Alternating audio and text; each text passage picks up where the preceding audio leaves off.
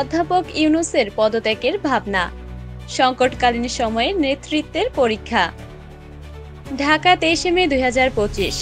দেশের অন্তর্বর্তী সরকারের প্রধান উপদেষ্টা অধ্যাপক ডক্টর মোহাম্মদ ইউনূস সম্প্রতি তার দায়িত্ব থেকে সরে দাঁড়ানোর চিন্তা ভাবনা করছেন বলে জানা গেছে।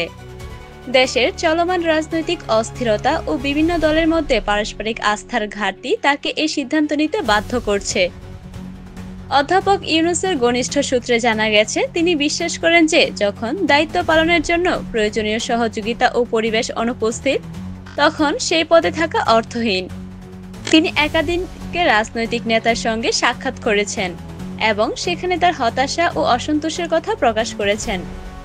এনসিপি আহ্বায়ক নাহিদ ইসলাম বলেন, ডক্টর ইউনূস মনে করছেন নিরপেক্ষ নির্বাচনের জন্য প্রয়োজনীয় সহায়তা তিনি পাচ্ছেন না। রাজনৈতিক দলগুলোর মধ্যকার সমঝোতার অভাব তার কাজকে প্রশ্নবিদ্ধ করছে। অন্যদিকে রাজনৈতিক বিশ্লেষকরা মনে করছেন, এই মুহূর্তে ডক্টর ইউনূসের নেতৃত্ব জাতীয় স্বার্থে অত্যন্ত গুরুত্বপূর্ণ।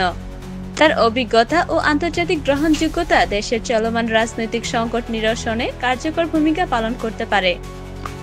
তবে এই পরিস্থিতিতে তার পদত্যাগ দেশের রাজনৈতিক ভবিষ্যতের জন্য একটি বড় ধাক্কা হতে পারে বলে মন্তব্য করেছেন সংশ্লিষ্ট বিশেষজ্ঞরা। এখন সময় এসেছে রাজনৈতিক দলগুলো ঐক্য ও আস্থার পরিবেশ তৈরি করে একটি গ্রহণযোগ্য নির্বাচনের পথ সুগম করার।